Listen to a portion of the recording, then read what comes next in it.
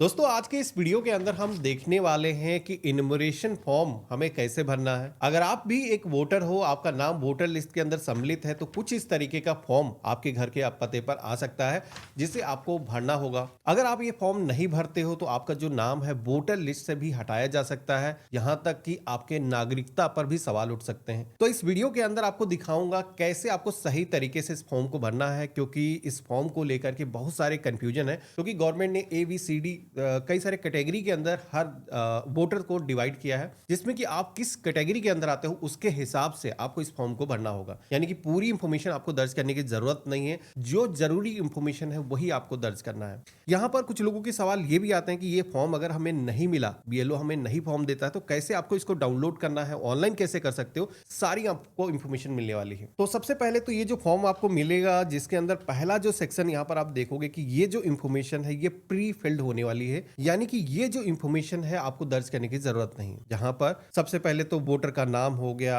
उसका voter number हो गया, इसी के साथ में जो भी पार्ट नंबर, सीरियल नंबर होता है वो ऑटोमेटिक इसके अंदर पहले से फिल होगा, विधानसभा क्षेत्र, वो सारी चीजें यहाँ पर मेंशन है। एक क्यूआर कोड मिलेगा और पहले से जो वोटर लिस्ट के अंदर फोटो मौजूद है धारक की, वो यहाँ पर दिखेगी। एक फोटो आपको नई चस्पा करनी होगी यहाँ पर, यहीं पर ऊपर की तरफ से जो BLO आपका एरिया का है उसका नाम यहाँ पर दिखा हुआ दिखेगा और मोबाइल नंबर दिखेगा। यानी कि अगर फॉर्म ऑनलाइन अगर आप डाउनलोड करते हो तो अगर फॉर्म को भरने में कोई दिक्कत आती है तो आप इनसे कांटेक्ट भी कर सकते हो। बाकी मैं आपको दिखा देता हूं फॉर्म को कैसे भरना है। सबसे पहले तो ये जो ऊपर का सेक्शन दिया गया है जिसके अंदर डेट ऑफ बर्थ का ऑप्शन आ रहा है, ये सेक्शन धारक की इंफॉर्मेशन है, यानी कि जिसके नाम से ये फॉर्म प्रिंटेड है उसकी जो इंफॉर्मेशन यहाँ पर दर्ज करनी है। अब यहाँ पर पहला जो सेक्शन आपको दिख रहा है जिसके अंदर आपको डेट ऑफ बर्थ अपनी दर्ज करनी है, तो यहाँ पर जो भी आपकी डेट ऑफ बर्थ है वर्तमान में वोटर लिस्ट पर जो भी आपका नाम है, जो वोटर कार्ड की इंफॉर्मेशन है, सेम उसी तरीके से आपको दर्ज कर लेना है। कुछ माइनर इशू है तो आप उनको करेक्शन भी कर सकते हो, लेकिन इसके जरिए कोई करेक्शन नहीं होगा, इस चीज का ध्यान रखना है। ये केवल इन्यूमरेशन फॉर्म है, यानी कि जो भी वोटर कार्ड के अंदर आपकी इंफॉर्मेशन है वही कोशिश करना है कि पुराने जो रिकॉर्ड है आपको दर्ज करना है। अगर कोई करेक्शन था तो पहले आपको कर लेना चाहिए या फिर इसके बाद में भी आप कर सकते हो। तो यहाँ पर सबसे पहले तो डेट ऑफ बर्थ हमने इंटर कर दी है, अपना जो आधार नंबर है हमें यहाँ पर दर्ज करना है, मोबाइल नंबर यहाँ पर आपको दर्ज करना है। इसके बाद में फादर और गार्जियन नेम का एक सेक्शन मिलेगा जहां पर आपको अपने पिता का नाम या फिर गार्जियन एप्लीकेबल है तो यहाँ पर आपको दर्ज करना है। अब एक सवाल अक्सर महिलाओं के केस में आता है कि जैसे कोई मैरिड वुमेन है तो क्या उनको भी अपने पिता का नाम यहाँ पर दर्ज करना होगा? तो जी बिल्कुल दर्ज करना होगा। यहाँ पर ईपिक नंबर अगर अवेलेबल है तो वो भी आपको यहाँ पर दर्ज करना है। अब इसके बाद में मदर का नेम आपको यहाँ पर फिल करना है, मदर का ईपिक नंबर यहाँ पर दर्ज करना है। एक स्पाउस नेम का यहाँ पर एक सेक्शन दिखेगा, तो यहाँ पर अगर वो व्यक्ति मैरिड है तो उसको अपनी पत्नी का नाम या फिर पत्नी फॉर्म भर रही है तो उससे अपने पति का जो नाम है स्पाउस के सेक्शन के अंदर दर्ज करना है। इसी के साथ में उनका जो ईपिक नंबर है वो यहाँ पर आपको दर्ज करना है। हालांकि ऊपर के सेक्शन में ईपिक सभी के अंदर ऑप्शनल रखा गया है, यानी कि उनका वोटर ID नंबर अगर पता है तभी आपको दर्ज करना है। कोशिश करना है कि ज्यादा से ज्यादा इंफॉर्मेशन आपको मिल सके वो इंटर करना है।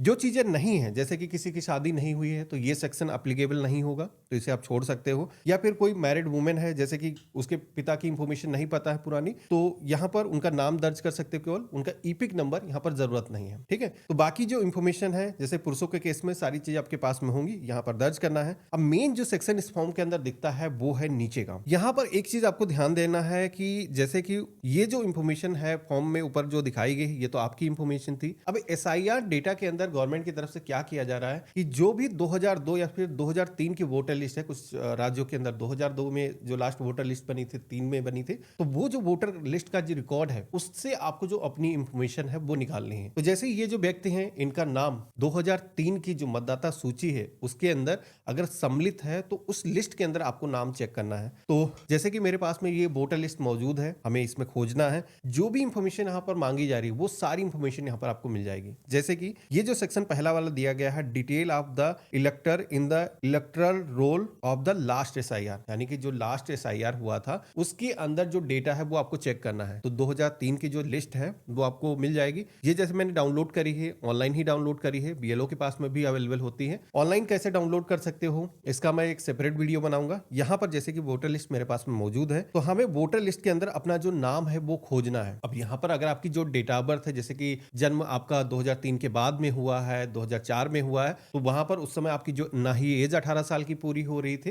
तो ऐसे में ये जो सेक्शन है आपके केस में अप्लीकेबल नहीं होगा। तो फिर आपको अपने पेरेंट का जो डिटेल है वो सेकंड जो सेक्शन दिया गया है यहाँ पर दर्ज करना है। ठीक है, तो अभी के केस में मान लेते हैं कि जैसे कि इनका जो नाम है ये लास्ट जो एसआईआर हुआ था उसके अंदर मौजूद है, तो लिस्ट में आपको देखना है। लिस्ट जब आप डाउनलोड करोगे तो फ्रंट पेज पर आप सभी को यहाँ पर जो एसी नंबर है यानी कि विधानसभा क्षेत्र है उसका नंबर मिल जाएगा, और यहाँ पर पार्ट नंबर, सीरियल नंबर ये जरूरी है दर्ज करना। तो ये कहां से मिलेंगे, तो यहाँ पर जैसे कि हमने डिटेल इस लिस्ट के अंदर फाइंड करी, हमारा नाम यहाँ पर दिख रहा है। अब हमें यहाँ पर जो भी लास्ट एसआईआर के अंदर नेम था वो हमें यहाँ पर दर्ज करना है। ईपिक नंबर अगर उस लिस्ट के अंदर पहले से मौजूद था, क्योंकि वोटर कार्ड के अंदर कई बार चेंजेस हुए, ईपिक नंबर के अंदर भी सुधार हुआ है, तो अगर मौजूद नहीं है तो मेन चीज है पार्ट नंबर, सीरियल नंबर, ये आपको वहां से उठाना है। इसके बाद में रिलेशनशिप के सेक्शन में आना है, तो यहाँ पर अब ये जो रिलेशनशिप पूछा जा रहा है ये पुराना जो वोटर का रिकॉर्ड है 2003 में उनसे क्या संबंध था, तो वहां पर जो मेंशन होगा उसी के अकॉर्डिंग यहाँ पर आपको फिल करना है। और अपना डिस्ट्रिक्ट यहाँ पर, स्टेट फिल करना है। एसी नेम यहाँ पर आपको दर्ज करना है। एसी नंबर जो कि यहाँ पर आपको वोटर लिस्ट के अंदर पहले पेज पर और हर पेज पर आपको यहाँ पर दिखेगा।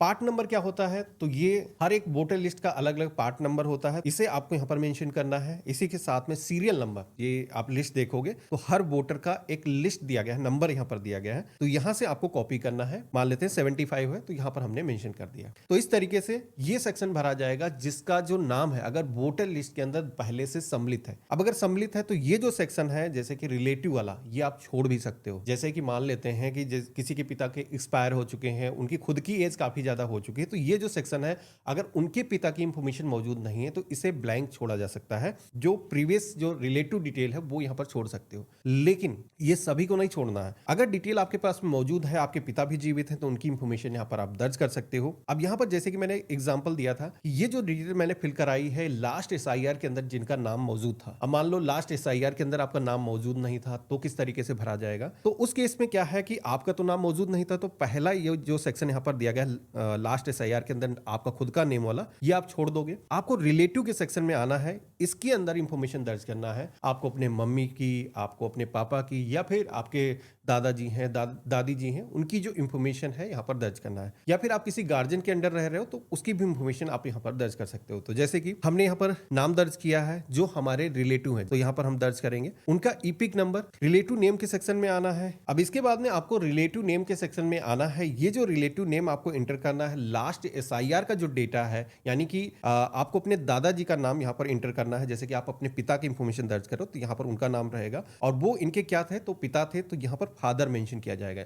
आपके केस में जो भी रिलेशन उनका है वो आपको लिस्ट के अकॉर्डिंग यहाँ पर फिल करना है। इसके बाद में डिस्ट्रिक्ट अपना एंटर करना है, स्टेट सेलेक्ट करना है, और एसी नेम यहाँ पर आपको दर्ज कर देना है। एसी नंबर आपको वोटर लिस्ट के फ्रंट पेज पर और हर पेज पर आपको ऊपर की तरफ देखने को मिल जाएगी, वो आपको यहाँ पर दर्ज करना है। पार्ट नंबर जो कि मैंने बताया कि हर वोटर लिस्ट का एक पार्ट नंबर होता है, वो आपको देखना है, पेज पर आपको हर पेज पर मिलेगी। इसी के साथ में सीरियल नंबर जहां पर भी उनका नाम मौजूद है वो आपको यहाँ पर दर्ज करना है। और इसके बाद में अब यहाँ पर ये जो आवेदक हैं इनको अपनी जो सिग्नेचर है वो यहाँ पर करने हैं। सिग्नेचर नहीं लगाते हैं तो थंब कर सकते हैं। इसी के साथ में वैसे तो गवर्नमेंट की तरफ से कहा जाता है कि यूजर की तरफ से इस फॉर्म को ही भरा जाना चाहिए, लेकिन मान लो कोई यूजर, जैसे कि मान लो लड़का है वो दिल्ली के अंदर है, काम कर रहा है, कहीं बाहर है, तो ऐसे में उसके माता पिता भी इस फॉर्म को भर करके सबमिट कर सकते हैं। यानी कि डिटेल बच्चे के हिसाब से पूरी रहेंगी, उनकी फोटो चिपकानी है, और उसके बाद में परिवार का कोई भी सदस्य साइन करके इस फॉर्म को सबमिट कर सकता है, इसको भी कंसीडर किया जाएगा। तो इस तरीके से ये जो इनुमरेशन फॉर्म है आप भर सकते हो। भर करके आपको इसको बीएलओ को हैंडओवर कर देना है। जैसे कि आपका जो नाम है लास्ट एसआईआर के अंदर मौजूद है, या फिर आपके रिलेटिव का नाम लास्ट एसआईआर के अंदर मौजूद है, तो आपको इसके साथ में कोई भी दस्तावेज अटैच करने की जरूरत नहीं है। केवल यही जो मैपिंग की जा रही है ये आपको इंफॉर्मेशन देनी है। आपको बस करना यह है, वोटर लिस्ट का वो पन्ना जिस पन्ने पर आपके पिता या फिर दादाजी का नाम मेंशन है वो आपको इसके साथ में अटैच करना है, और बाकी आपका जो काम है ऐसे हो जाएगा। इसकी जो 2 कॉपी है आपको भरनी होंगी, बीएलओ की तरफ से 2 पेज आपको मिलते हैं, और एक जो कॉपी है वो बीएलओ लेके जाएगा। साइन करके जाएगा और एक कॉपी आपके पास में रहेगी। तो इस तरीके से आप अपना जो इन्यूमरेशन फॉर्म है भर सकते हो। अभी गवर्नमेंट की तरफ से जैसे कि बिहार के अंदर क्या था कि बहुत सारे डॉक्यूमेंट के साथ में डिमांड की जा रही थी, तो ऐसा अभी नहीं है। अभी केवल आपको अपना जो इंफॉर्मेशन है यानी कि मैपिंग फैमिली की जा रही है, तो ऐसे में आपको कोई भी दस्तावेज देने की जरूरत नहीं है। आपका जो नाम है हमेशा वोटर लिस्ट के अंदर मौजूद रहेगा। लेकिन अगर आपका जो नाम है, आपके पिता का नाम वोटर लिस्ट के अंदर सम्मिलित नहीं है, तो ऐसे में आपको कुछ अपने डॉक्यूमेंट्स देने होंगे। जैसे कि किसी का जो जन्म है 1/1/7/1987 से पहले हुआ है, तो उस केस में यहाँ पर ये कुछ मैंने डॉक्यूमेंट आपको दिखा रखे हैं। करीब 13 तरीके के ऐसे डॉक्यूमेंट हैं जो कि यहाँ पर दिए जा सकते हैं। इनमें से आपको देख करके आपको अपना डॉक्यूमेंट देना है। इसी के साथ में अगर आपका जो जन्म है 1/7/1987 से लेकर के 2/12/2004 के बीच में हुआ है, तो यहाँ पर ये डॉक्यूमेंट की लिस्ट दी गई है। लेकिन जैसे कि मैंने बताया कि अगर आपके पिता का जो नाम है मिल जाता है, आपका खुद का नाम इनकेस मौजूद है, तो आपको अलग से कोई दस्तावेज देने की जरूरत नहीं है। ये दस्तावेज केवल उन्हीं लोगों को सबमिट करना है जिनके पिता का नाम वोटर लिस्ट के अंदर सम्मिलित नहीं है। तो ऐसे में सवाल ये उठ जाता है कि आप आए कहां से। ये जरूरी है इसको भरना। बाकी आप सभी के इसको लेकर के कई सारे सवाल होंगे, तो मुझे कमेंट बॉक्स में लिख करके जरूर बताना। मैं इसके बारे में एक डेडिकेटेड और भी वीडियो बनाने वाला हूं, जिसमें कि एसआईआर का जो फॉर्म है ये ऑनलाइन कैसे आप भर सकते हो, क्योंकि ऑनलाइन काफी सहज रहता है और हम घर बैठे सारे काम कर पाते हैं और हमें सहूलियत होती है कि हमने ऑनलाइन खुद से भर दिया है। तो अगर आप ये वीडियो देखना चाहते हो तो मुझे कमेंट में लिख करके बताना। हम इसका जल्द ही एक वीडियो लाने वाले हैं। बाकी वीडियो को लाइक करना, चैनल पे नए हो तो सब्सक्राइब कर लेना। हम मिलते हैं ऐसे ही एक नए वीडियो में, तब तक के लिए गुड बाय, जय हिंद।